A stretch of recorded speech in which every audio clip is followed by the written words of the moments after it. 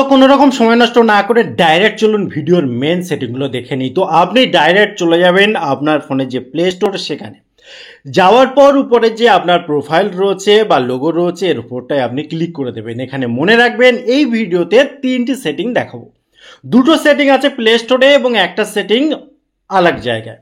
তো এই তিনটি সেটিংয়ের মাধ্যমে আমাদের ফোনের যে প্রবলেমগুলো অ্যাকচুয়ালি হয়, যে আমাদের ফোন ল্যাগ করে, স্লো হয়ে যায় বা স্টোরেজ প্রবলেম হয়, স্টোরেজ ভরে যায়, তো কোনো কিছু ডিলিট করা লাগবে না।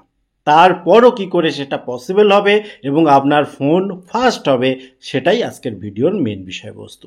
তো প্রথমে যেটা করতে হবে, আপনি এখানে দেখুন ম্যানেজ অ্যাপ অ্যান্ড ডিভাইস, এই জায়গাটা ক্লিক করে দেবেন। ক্লিক করার পর এখানে দেখুন ম্যানেজ বলে একটা অপশান রয়েছে, এখানে এসে ক্লিক করবেন।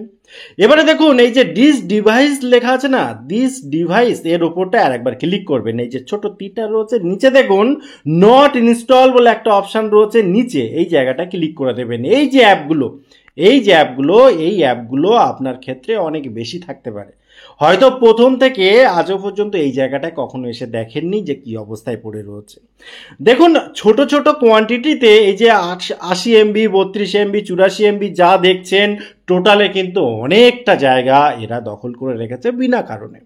আপনি কি করবেন, জাস্ট এখানে সিলেক্ট করবেন, ঠিক আছে, এরকমভাবে সিলেক্ট করবেন। এখানে দেখুন ডিলিটের অপশান রয়েছে, এরকমভাবে রিমুভ করে দেবেন, তাহলে পার্মানেন্টলি আপনার ফোন থেকে এগুলো রিমুভ হয়ে যাবে, জায়গাটা ফাঁকা করে দেবে। তারপরে সেটিংটা দেখুন, এখান থেকে বেরিয়ে আসুন, বেরিয়ে এসে আপনার যে প্রোফাইল বা লোগো এই জায়গাটা এসে ক্লিক করুন। ক্লিক করার পর নিচে দেখুন রয়েছে সেটিং, এই সেটিংয়ের এখানে আসুন, এসে জেনারেলের ভেতরে যান। যাওয়ার পর স্ক্রল করতে করতে নিচে আসুন, দেখুন এই জায়গাটা একটা অপশান রয়েছে অটোমেটিক্যালি আর্কাইভ ট্যাব, যেটা আমি অন করে রেখেছি। আপনার ক্ষেত্রে অফ যদি থাকে এখানে সে অবশ্যই অন করে দেবেন। সুবিধা কি, এটা অন করে দিলে দেখুন আমাদের ফোনে অনেক অ্যাপ বর্তমানে আমরা নিই, প্রথম থেকে থাকে এবং পরবর্তীকালে আমরা ইনস্টল করি।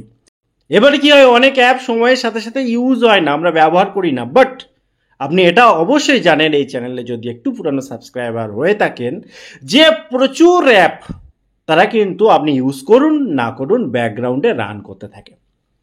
ব্যাকগ্রাউন্ডে যখন রান করে তার প্রেশার কোথায় পড়ে, আপনার ফোনের প্রসেসরের উপরে, র্যামের উপরে, যার ফলে আপনার ফোনের প্রসেসর যতই উন্নত হোক, র্যাম যতই বড় হোক, 8 GB 12 GB বা তার বেশি, অ্যাট আ টাইমে তারা কিন্তু এত প্রেশার নিতে পারে না, যার ফলে স্লো হয়ে যায় ফোনটা। মাল্টিপল যখন ইউজ হয়, অর্থাৎ অনেকগুলো একসাথে ইউজ হয়, তখন প্রবলেমটা আরও বেশি হয়ে যায়। যখন আপনি গেম খেলেন তখন প্রবলেমটা আরও বেড়ে যায়। এই সমস্ত প্রবলেম রিমুভ করার জন্য জাস্ট এই অপশানটা অন করে দেবেন। সুবিধা কি, যে অ্যাপগুলো আপনি দীর্ঘদিন ইউজ করছেন না, অটোমেটিক্যালি সেগুলো আর্কাইভে চলে যাবে, অর্থাৎ সেই অ্যাপগুলোর ব্যাকগ্রাউন্ডে রান করাটা বন্ধ হয়ে যাবে।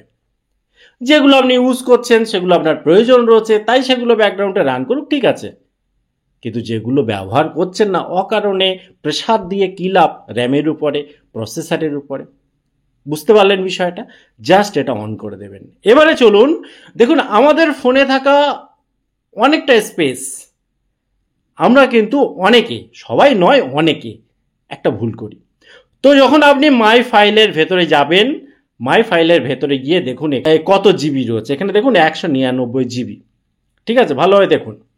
এবারে শুধুমাত্র একটা ভুল আমরা করি, যে নিচে আমরা আসি না, আমরা অনেক ছবি ভিডিও ডিলিট করি, কিন্তু নিচে এখানে এই যে রিসেন্টলি ডিলিট এই জায়গাটায় আমরা আসি না, এসে এখানে এই যে অল সিলেক্ট করে এটাকে ডিলিট করি না, যার ফলে আপনি ডিলিট করছেন অথচ দেখছেন আপনার মেমোরি ফাঁকা থাকছে না, ফুল হয়ে যাচ্ছে বারবার।